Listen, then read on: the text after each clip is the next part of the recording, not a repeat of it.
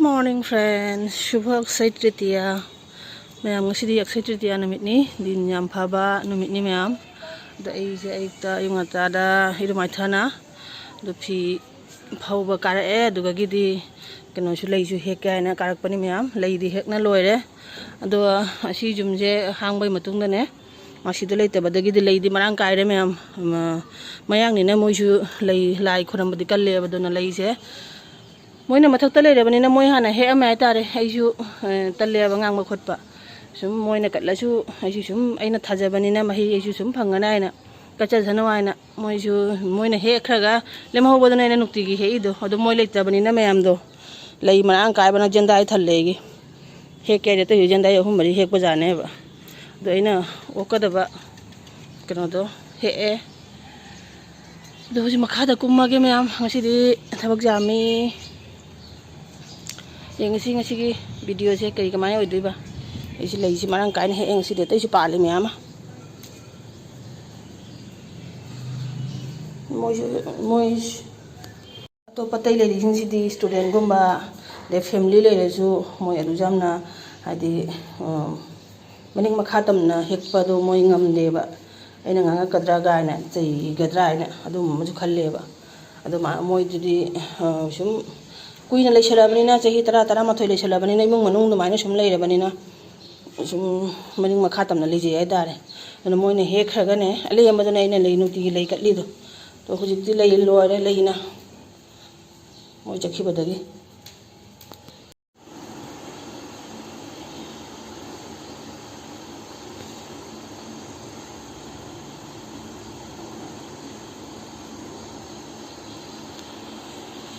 आई की पूजा जो इधर है हुजिक से हुजिक करता उरानी चखम चंगा के मैं आम ड्यूटी हवरा गे ड्यूटी भी देखते हवरा बनी चखम चंगा के पूजा जो लोए बनी ना चौबो थबक अमा लोए इवनिंग में आम ngसाइदे ने अयुक्त ngasi थबक जाम कल्ले ने ngसाइ थबक चाकथुंग मजु उतरे अदुइ मथंग दी मथंग ngasi di मथक सत करी सेंगना जना खा जेंगन सेंगन नुदि जुप्पमा अदे अदु लोय बदने केनो तौरे थेंगे बा पुंग मरी मखाइ ताग्रे दे इरु माइथा थोकना अदुगैदि केनो तौरे मे इरुमा थोकना केनो तौरे दे लुखाक चखाक थमम फम दो मैला डस्टबिन थमम फम दो पाइरा बनिना ने मैम तो होइदसु तो होइदना ने कोकसे लुथोए मरे मरे चले बा इसा जे लुदि भावने इसा जे सेंगरोएबा अदना कोकसे नुंथिन संदावाय ओइदसु तो होइदे हाइदसु मैम उपालेते कोकसे लुथोए अदो आई दुप नुं थाना लोइरे पुंग मंगा मखाइ तार इचा नुपि ट्यूशन थिन जत्तोइ हुजि थेंग्राबा अदन दुपते थादोअमे संदागी हलग अगम थिंदो खिगद्रायना बाबा होय चादि पिथमद्रि चा लोलग हलग चा पिथक्तोइनि अदगे ngasi मैम लुहुंग मजु लei अखोइ लेकाइदा अदु अदुसु मथंग मथंग यंगमिनरसि मैम चत लुहुंग बदि चत्तोइरा चत्लोइदरा दुदि खंगदे चत्पा तारि सोदना उतलक्के मैम नुं थाना दि लोइजरे से कांगसोय थोंगदोइनि आई पाम्बिगी चेंगुपका si cengkup se jena merata hauba cengkup se ga de hangam makane ohum mai khakka taw na si mix taw na horen kangsoi thongdoi ni amana thangjing mai rolani ade si ekoi iku hanoi de ne kana jong kana pirei ba do moi 12 masika pan bor mare sajna je ora cham thong chaning mana lore hayeng uri hawa hayeng di sangon je ni hayeng uri hawai thongani uri hawai thongma katang hapani cham kangsoi cha doi mi ang sajna cham no sati ne hi ne ba sajna cham dhong khamai simi hapna ne sajna cham dhong cha doi ne hayang nungthang da ektana uri hawai ga hapani odi kadang oi phatri pung manga makhai ta dore ado kento selle du thado me am katang budi ngalli tarute tuition ni ado chatpa da riksha tong chatpa nangane ba ado aina chatpa si di aina sum thille ma pa office te lak da lak paji katang wali mina delo budi ma pa na sum lak chatle na pung tarute tuition ni pung manga makhai ta dore to em jini si sidi thabak ki thabak na thal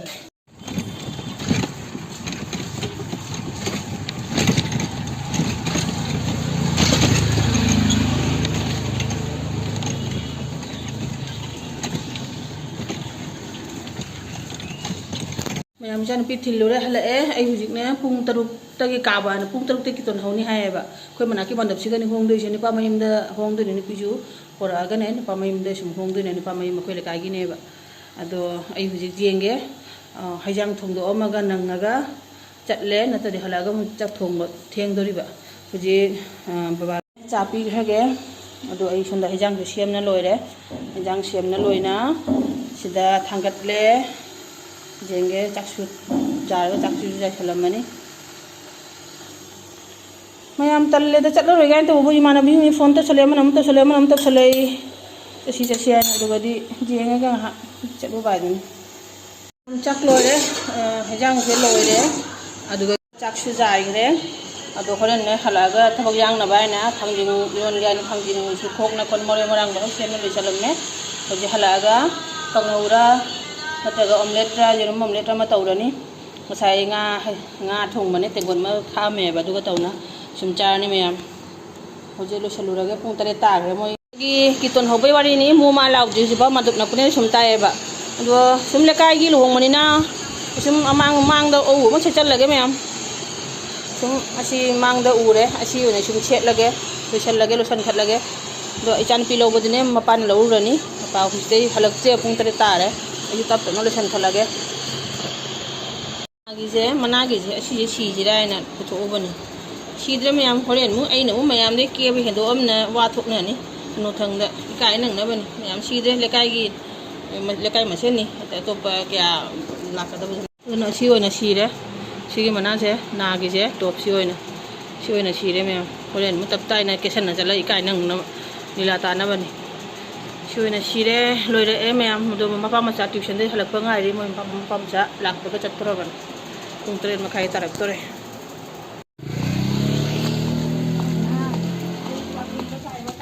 ꯑꯩꯁꯨ ꯀꯥꯎꯔꯦ ꯃꯥꯒꯤ ꯃꯅꯝꯁꯦ ꯂꯛꯂꯛꯑꯒ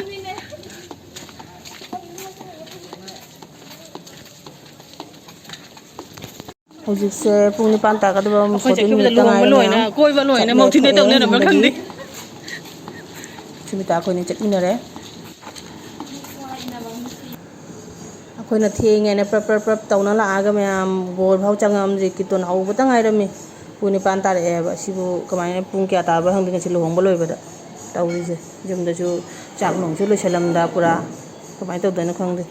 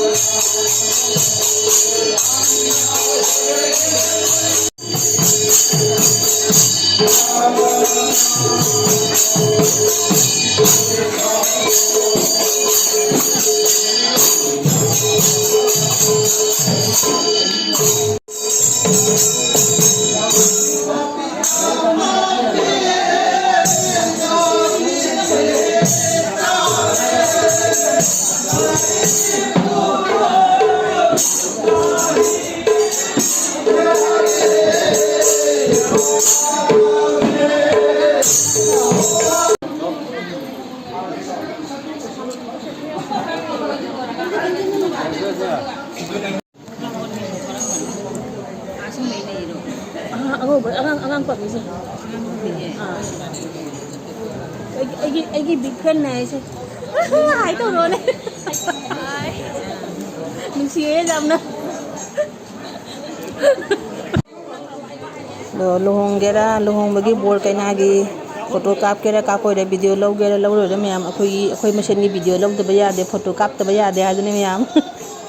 ado akoy machine ni photo kap pe phajana pe naba video ju log re mayam adu luhong bagi video ju di makha taba next video do ina hapchara ge na de video ju jam long gi batare